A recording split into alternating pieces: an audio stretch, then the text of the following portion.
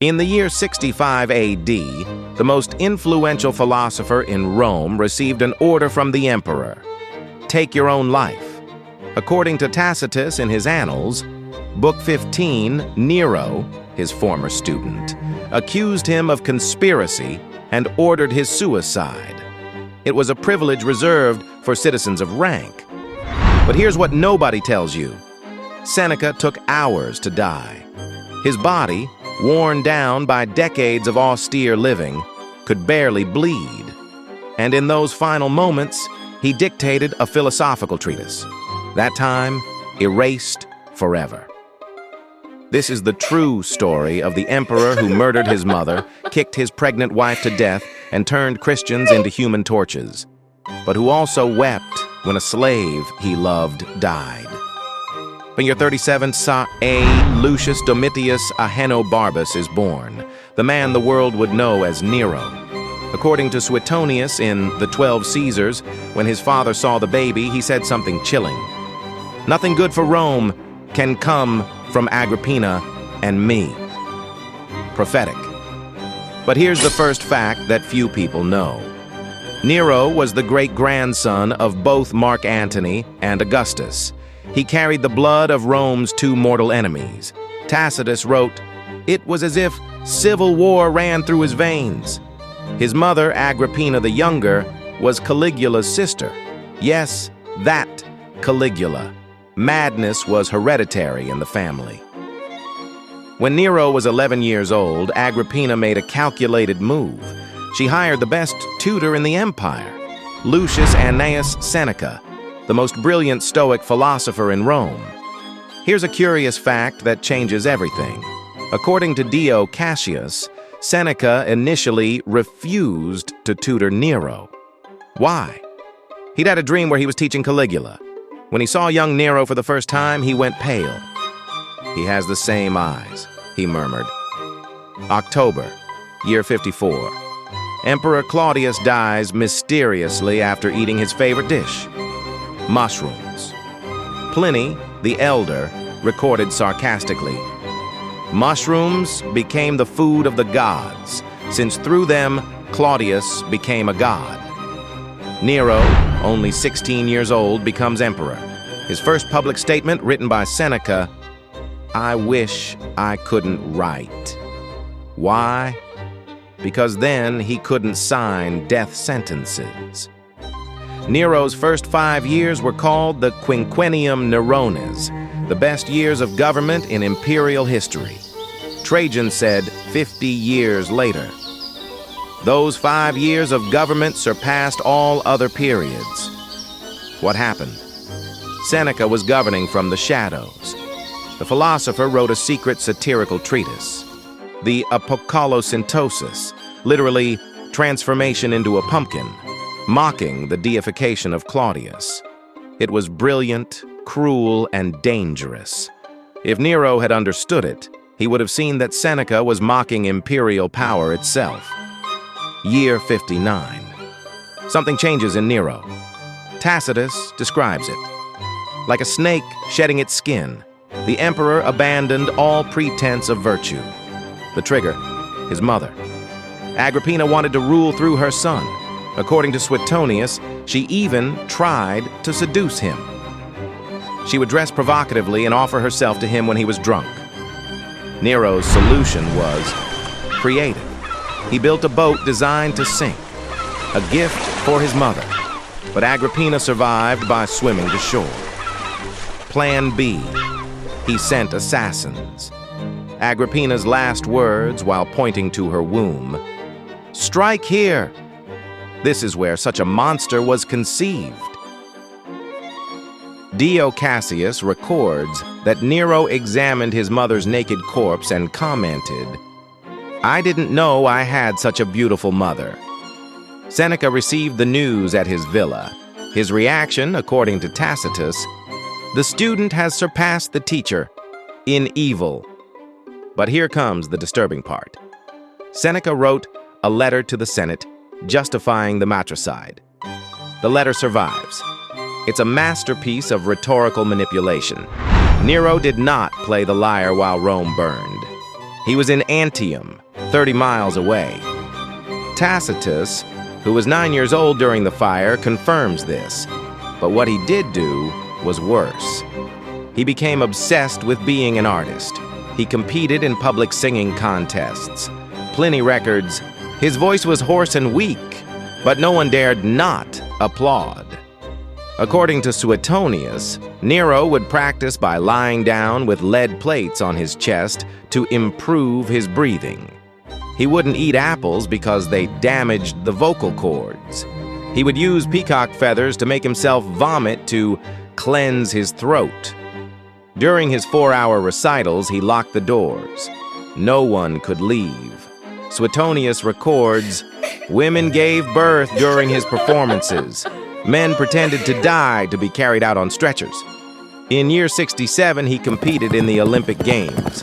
In the chariot race with 10 horses when 4 was normal, he fell off, didn't finish the race, and was still declared the winner. He won 1,808 crowns in Greece. Every single competition. While Nero sank into madness, Seneca wrote furiously.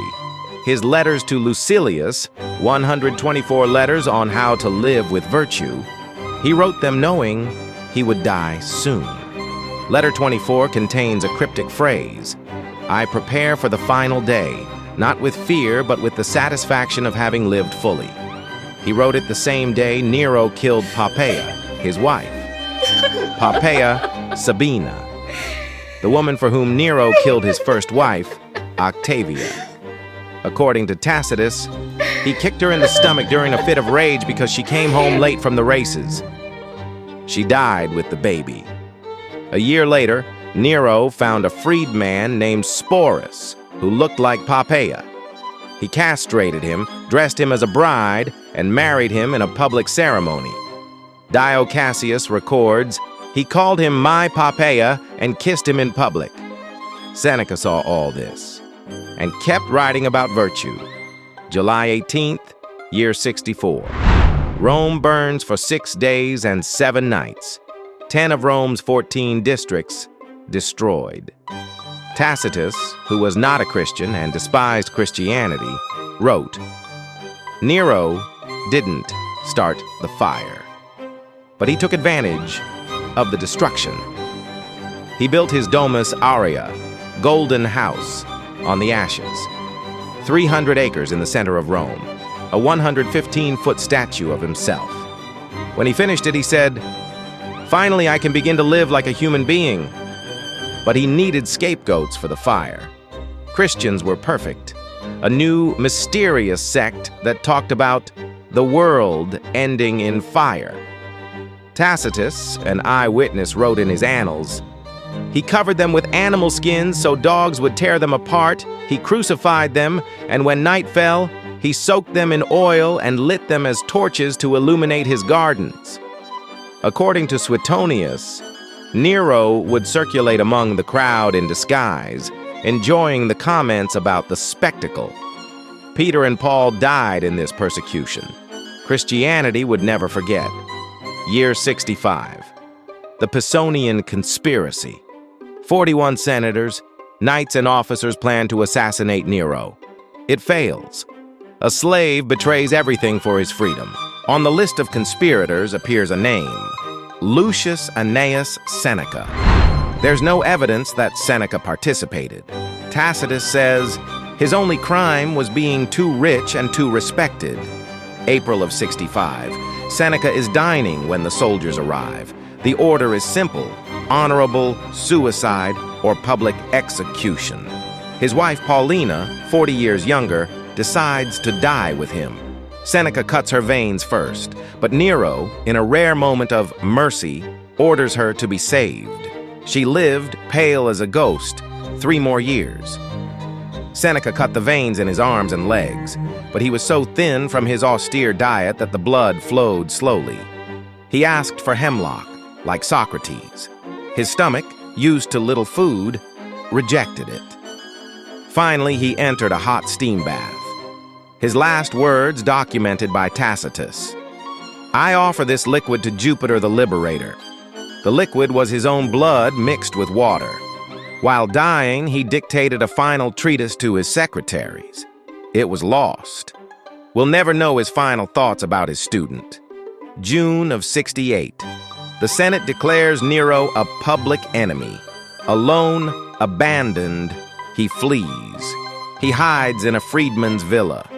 When he hears horses approaching, he tries to kill himself. His hand trembles. His secretary, Epaphroditus, has to help him drive in the dagger. His last words, according to Suetonius, "Qualis artifex pareo," what an artist dies with me. Until the end, he saw himself as a misunderstood artist, not as a tyrant. He died on June 9th, the anniversary of the death of Octavia, his first wife whom he had murdered. What does this tragedy teach us about power and wisdom? Seneca wrote, "All power without limits devours itself." Nero had everything: absolute power, infinite wealth, the best teacher in the world. And he became a monster. But here's the paradox that haunts historians. Was Seneca a hypocrite?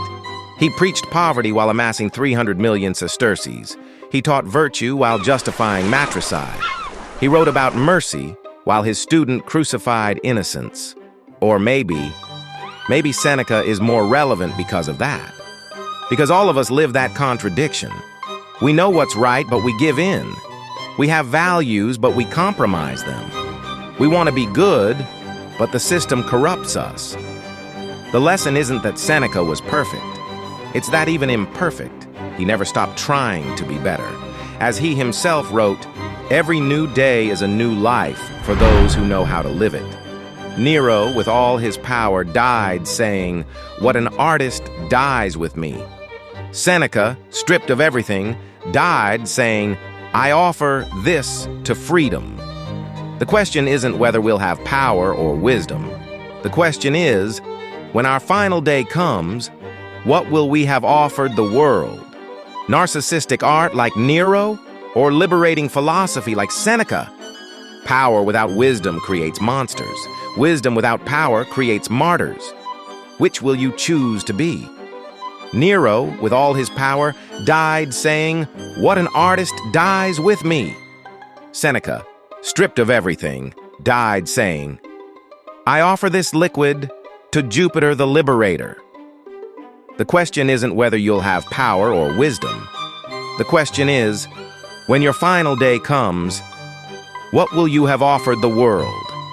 If this story made you think, not just about the past, but about yourself, don't leave without taking action. Hit like if you believe power corrupts. Comment, would you have betrayed your teacher to save your life? And if you're not subscribed yet, do it now.